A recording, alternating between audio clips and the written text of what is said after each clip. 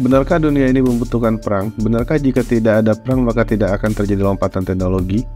Dan benarkah juga jika perang di satu front berakhir maka mereka akan segera menciptakan front baru untuk baku hantam? Dan apakah perang dunia ketiga akan segera meletus? Itulah sedikit dari segunung pertanyaan yang sering seliweran di pikiran kita, bre. Yuk kita mulai diskusinya. Nah, kita mulai dengan dampak negatif jika tidak ada perang. Selain memberikan dampak positif, tidak adanya perang juga akan memberikan dampak negatif seperti tidak adanya perkembangan teknologi. Di satu sisi, perang yang terjadi mendorong adanya penemuan-penemuan teknologi baru. Seperti yang kita kutip dari American Chemical Society, akibat Perang Dunia Kedua, Amerika Serikat mengembangkan antibiotik dalam skala besar. Manfaat antibiotik dapat dirasakan secara luas dan menyelamatkan banyak nyawa manusia. Selain itu, Perang Dunia Kedua juga mengembangkan teknologi bernama komputer. Perkembangan komputer dimulai untuk kebutuhan militer hingga sekarang. Perang dunia juga mendorong adanya penemuan lain seperti pembalut, transfusi darah, senjata, alat transportasi, dan juga prosedur operasi plastik. Nah, banyak teknologi mutakhir yang kita nikmati sekarang ini berawal dari teknologi militer. Itu contohnya tuh HP yang kalian pakai, bre. Awalnya itu adalah teknologi militer. Bisa jadi secara tersirat dunia ini memang membutuhkan perang. Jadi apakah perang menguntungkan? Tergantung perspektif kita masing-masing memandangnya, bre. Artinya memang benar, Min. Jika perang di satu front padam, maka akan segera dinyalakan perang di front lain demi terjaganya eksistensi berbagai kepentingan. Itu akan sulit dibantah, bre. Dan memang benar jika industri alutsista tidak akan berkembang tanpa adanya potensi konflik. Siapa yang mau beli senjata jika dunia ini tidak ada perang, dan negara-negara ini hidup dalam damai berdampingan tanpa ada niat untuk mengancam satu dengan yang lain. Sedangkan industri pertahanan atau alutsista ini adalah sebuah industri yang sangat besar dengan nilai yang fantastis. Mereka membutuhkan pasar, bre. Mereka membutuhkan konflik untuk memasarkan barang dagangannya. Terus, apakah Perang Dunia Ketiga akan pecah, Min?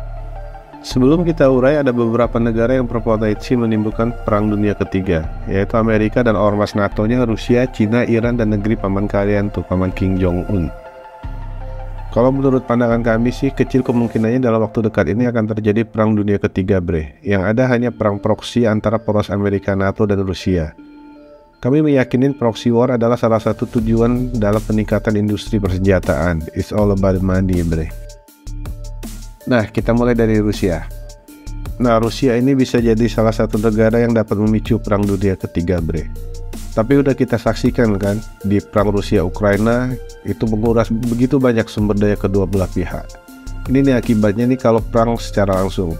Resource negara akan sangat terkuras. Bahkan Rusia pun diduga tuh butuh waktu 10 tahun untuk pulih dari perang ini kelak. Terus alasan lain yang membuat Rusia belum akan memulai Perang Dunia Ketiga, bre, itu karena ormas NATO itu masih sangat kuat setelah Uni Soviet runtuh.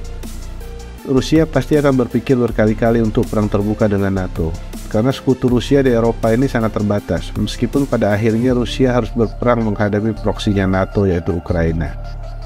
Nah, bisa kita lihat nih, bre, kan Rusia dengan NATO sekarang tuh masih saling menahan diri untuk tidak saling serang secara langsung. Meskipun terkadang kita disuguhi tontonan provokasi antar kedua kubu. Nah, itu bumbu-bumbunya aja sih, bre. Nah, sekarang kita lanjut ke Cina. Ini salah satu negara yang mungkin bisa memicu Perang Dunia Ketiga juga, bre. Cina ini negara yang hanya siap perang dengan Taiwan aja, yang mereka anggap sebagai bagian dari mereka. Perlu kita ketahui bahwa Cina tidak memiliki fakta pertahanan dengan negara lain. Cina tidak pernah suka berperang atau menyerang negara lain. Mereka lebih memilih berdagang dengan negara lain. Belum ada sejarahnya Cina menyerang bangsa lain kecuali pada waktu dipimpin oleh Kubilai Khan, yaitu orang Mongol yang menguasai Cina. Daripada perang, no cuan, mending dagang lah, lebih cuan. Apalagi ada Amerika di belakang Taiwan. Tentunya ini akan membuat Mamang Xi Jinping harus memikirkannya matang-matang. Apalagi Cina masih kekurangan SDM unggul untuk mengoperasikan kapal-kapal perang mereka. Dan mereka masih butuh waktu untuk itu, bre. Sekarang kita bergeser ke Iran nih. Nah, Iran juga diduga bisa jadi salah satu negara yang memicu Perang Dunia Ketiga, bre. Itu terjadi hanya jika Iran ngotot nyerang Israel dan tetap ngotot ketika Amerika dan NATO menuntut ganti rugi. Maka perang hanya akan terisolasi di wilayah Iran saja, kecuali Rusia, Cina, Korut ikutan juga turun gunung. Tapi mengharapkan negara-negara yang Mimin sebut tadi untuk turun langsung itu sangat kecil kemungkinannya. Ya paling kirim-kirim alutsista aja sih. Terus gimana dengan paman Kim Jong-un? Banyak pihak yang berpendapat bahwa Korea Utara di bawah kepemimpinan Kim Jong-un dapat memicu Perang Dunia Ketiga. Apalagi kita sering lihat paman Kim ini bentar-bentar main rudal, uji tembak. Orang tahun baru main kembang api, doi main rudal. Untuk apa sih sebenarnya? Apa sih paman satu ini siap perang? Sebenarnya itu untuk efek deteren aja bre. Dengan begitu negara-negara lain akan malas untuk menyerang Korea Utara.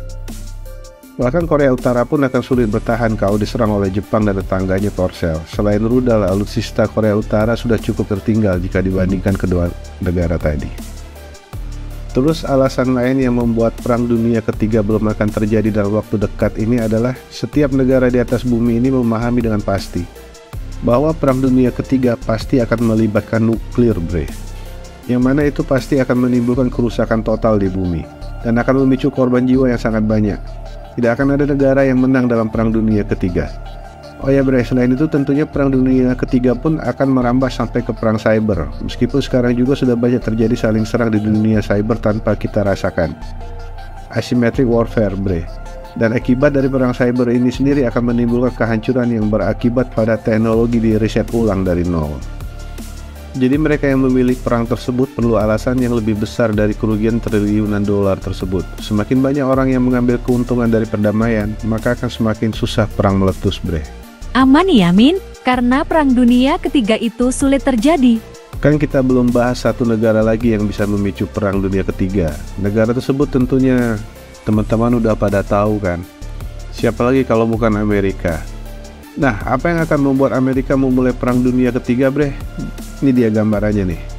Amerika gagal bayar hutang dan presidennya berlagak gila. Kondisi inilah yang akan menyebabkan Amerika memulai Perang Dunia Ketiga bre. Lengkapnya begini.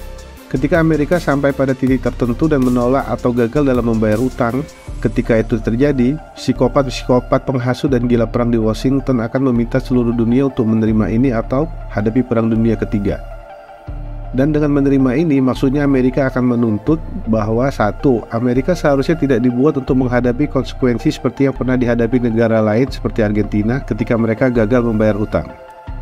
Terus hegemoni dolar harus tetap dilestarikan dan planet ini harus tetap menggunakan dolar sebagai mata uang cadangan mereka atau bahkan sebagai mata uang tunggal. Bayangin bre. Terus yang ketiga, negara lain kudu dan mesti atau terus meminjamkan uang ke Amerika walaupun mereka gagal bayar hutang. Nah, sampai di titik ini bisa kita bayangkan bre, apa tanggapan Rusia dan Cina. Bisa dipastikan Rusia dan Cina akan menganggap ini sebagai intimidasi tingkat tinggi dan sudah sangat keterlaluan. Gak bisa ditolerir lagi nih bre, sergah memang Putin ke Xi Jinping. Terus Xi Jinping pun mengangguk-angguk sampai mengelap ujung hidungnya. Mereka berdua pun sadar apa yang akan terjadi. Jurus kemudian mereka pun bersiap menghadapi skenario terburuk.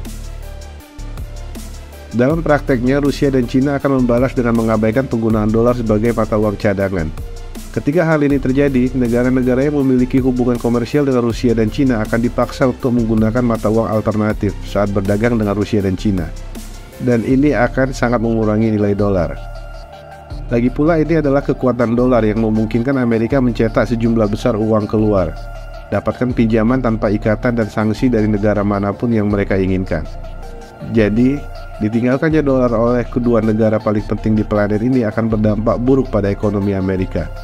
Dan Amerika akan berperang untuk memaksa mereka membalikkan keputusan mereka. Nah, jika hal ini tidak dapat dicegah dengan diplomasi, maka bisa kita pastikan rudal-rudal balistik akan antri di atmosfer bumi untuk bergantian menghujam targetnya di bumi bre. Banyak pihak berpendapat bahwa perang Rusia-Ukraina adalah embrio dari Perang Dunia Ketiga bre. Tapi coba kita lihat dari sisi lain. Perang Rusia-Ukraina ini tentu akan menguntungkan beberapa pihak bre. Amerika tentunya akan sangat diuntungkan. Mereka dapat menyuplai senjata ke Ukraina dengan harga suka-suka aja, karena Ukraina sangat membutuhkannya. Belum lagi negara-negara NATO yang meningkatkan anggaran belanja alutsistanya karena serangan Rusia ke Ukraina ini. Dan teman-teman pasti udah paham, mereka pasti memesan juga senjata ke Amerika. Laris manis dong alutsistanya Amerika. Itu yang pertama. Yang kedua, Amerika mendapatkan keuntungan bejibun juga dari penjualan minyak mentah dan LNG mereka ke Eropa di saat harga sedang tinggi-tingginya loh. Bahkan ekspor LNG Amerika yang awalnya banyak ke Asia sekarang lebih banyak ke Eropa. Yang buntung mah Eropa harus beli LNG Amerika dengan harga yang lebih mahal daripada LNG Rusia. Terus apa Rusia untung juga? Mereka juga untung karena harga minyak mentah dan LNG sangat tinggi dan ekspor mereka malah meningkat dibandingkan sebelum perang. Jadi ketika perang ini menguntungkan beberapa pihak, mereka akan berpikir untuk apa dihentikan. Terus aja. Toh ini juga menguntungkan. Dan kalaupun perang ini berhenti, mereka tentu akan mencoba menciptakan front baru. Pemerintah Indonesia harus waspada loh. Bisa aja Indo-Pasifik itu akan jadi front baru setelah perang Rusia-Ukraina selesai. Terima kasih udah nonton sampai kelar, Jangan pernah lelah untuk Indonesia.